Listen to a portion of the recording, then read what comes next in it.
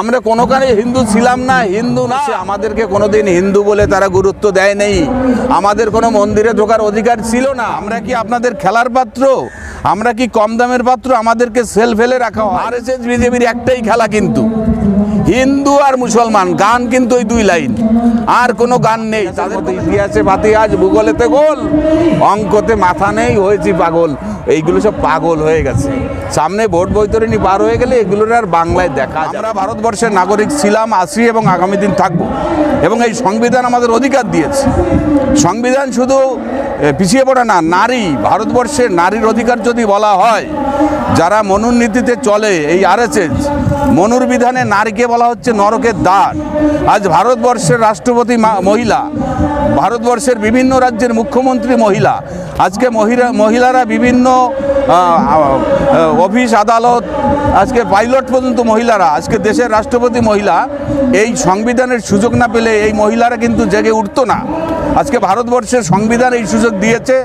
আমি এইটুকু মনে করি যে যারা বঞ্চিত মানুষ, অবহেলিত মানুষ, আমরা সংখ্যায় বাড়ি, কিন্তু আমাদেরকে বিভিন্ন সময় বিভিন্ন রাজনৈতিক দল একটা জিনিস খেয়াল করবেন, আমাদের মানুষকে তপশিলি কেন্দ্রেই নির্বাচনে প্রতিনিধি করে, কিন্তু তাদের সদিচ্ছা নেই। এবং বিভিন্ন cell, Namasudra cell, SC cell, OBC সেলে আমাদের মানে সেল মানে যে প্রোডাক্টটা ফেল হয়ে যায় বাজারে সেটাকে সেল করা হয়।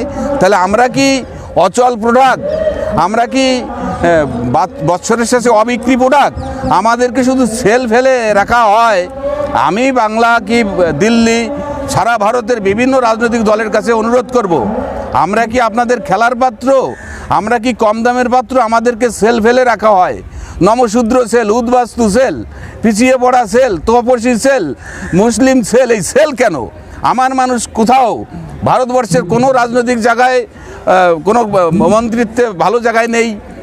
বাংলার কোনো মন্ত্রিত্বে আমার মানুষের ভালো জায়গা রাখা হয় না। এরা মূলত আমাদেরকে এই সেল ফেল দিয়ে বুঝিয়ে রাখছে।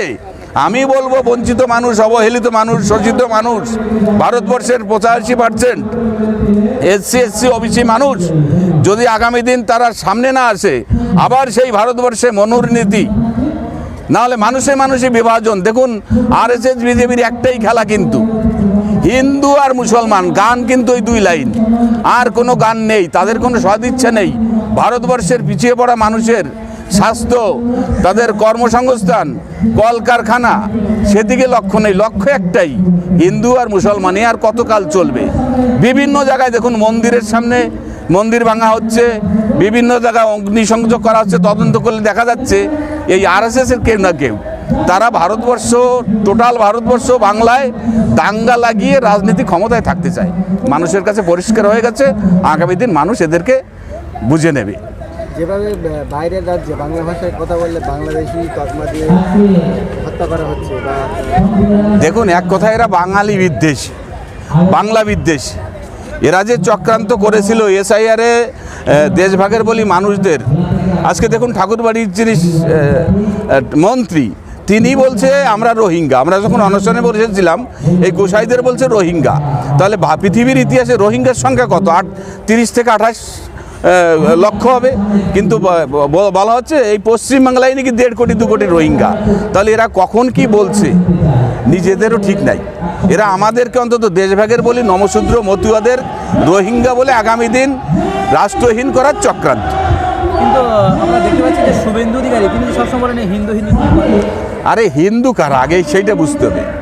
হিন্দু তো শতকরা 13 জন। ওদের আজকে ভারতবর্ষের স্বরাষ্ট্রমন্ত্রী হিন্দু, প্রধানমন্ত্রী হিন্দু, বিভিন্ন বড় বড় মন্ত্রী হিন্দু, তবু বলছে হিন্দুর খতরা মে আয়। আরে হিন্দু কারা? দেশ স্বাধীন হওয়ার আগে ভারতবর্ষে আমাদেরকে কোনোদিন হিন্দু বলে তারা গুরুত্ব দেয় নেই। আমাদের কোনো মন্দিরে ঢোকার অধিকার ছিল না, আমাদের শিক্ষার অধিকার ছিল না, আমাদের চাকরির অধিকার ছিল না, আমাদের ভোট অধিকার ছিল না। সেদিনেই হিন্দুরা কোথায় ছিল? আজ যারা আমাদেরকে বলছে হিন্দু, আমরা কোনোখানে হিন্দু ছিলাম না, হিন্দু না। আমরা ভারতবর্ষের সেন্সার রিপোর্টটা দেখুন, বাংলা সেন্সার রিপোর্টে দেখুন কি বলছে। হিন্দু ওবিসি এত %, খ্রিস্টান এত %, মুসলিম এত %, তপশিলি। এই তপশিলিটা কারা? আমাদের দলিল লিখতে গেলে লিখতে হয় তপশিলি। ওরা আমাদেরকে হিন্দুর মধ্যে রাখেনি, হিন্দু বলে গণ্য করে না।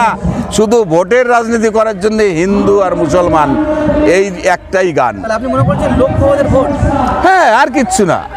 আজকে বলুন তো, তারা যদি উদ্বাস্তু দরদি হয়, শরণার্থী দরদি হয়, এই যে যশস্বী প্রধানমন্ত্রী বলা হচ্ছে যাকে, তাহলে 2002 সালের পরে যারা উদ্বাস্তু এই দেশে এসছে, তারা 2002 সালের কাটো আপডেটে তাদের বাপ ঠাকুরদাদার নাম কোথায় পাবে? এটা কি ভালোবাসার ইচ্ছা? আজকে বলা হচ্ছে সিএ ফর্ম ফিল আপ করুন, সিটিজেন হয়ে যাবেন। আসামে 14 লক্ষ বাঙালি, তাদের আজও নাগরিকত্বের সুষ্ঠু সমাধান হয়নি বন্ধু। আগে আসাম ঠিক করে তারপরে বাংলায় আসো।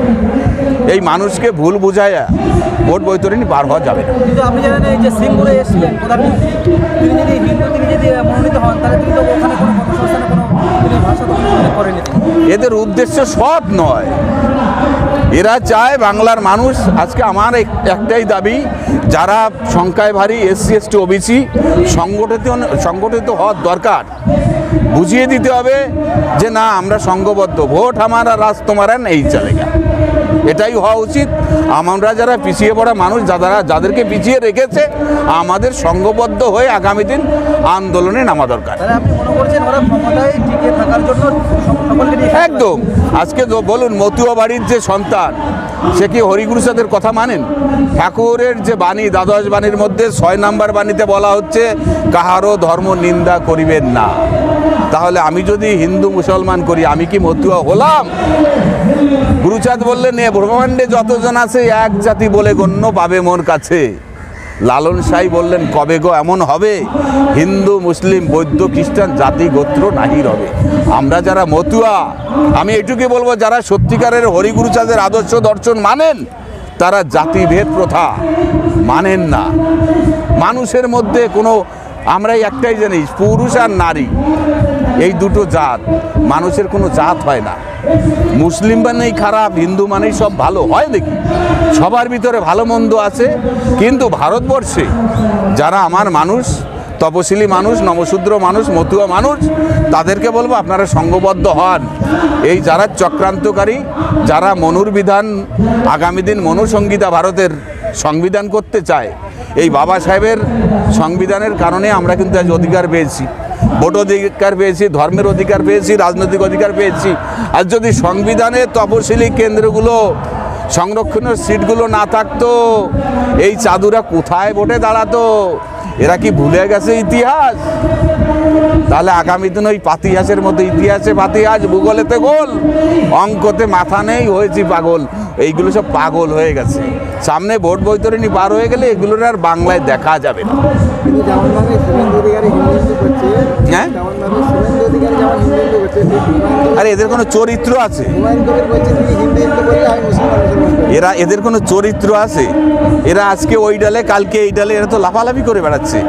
এদেরকে রামভক্ত হনু বলাই ভালো। কেন? হনুমান এই গাছে গাছে লাফালাফি করে। এরা রাজনীতি করতে নেমেছে, মানুষের জীবন নিয়ে সিনেমিনা খেলছে। কালকেই দেখো আবার শুভেন্দু কোন দিক জাম মারে। কেন? ওর তো নৈতিক চরিত্র ঠিক নাই। কেন? এরা তো আদর্শহীন, নীতিভ্রষ্ট। এরা যখন যে গাছে যায় গিরগিটির মতো সেই রূপ ধারণ করে। স্যার আপনার পরিচয়? আমি অল ইন্ডিয়া গোসাই পরিষদের সম্পাদক, মা মমতা ঠাকুরের, সারা ভারত মধ্যমহাসংঘের গোসাই।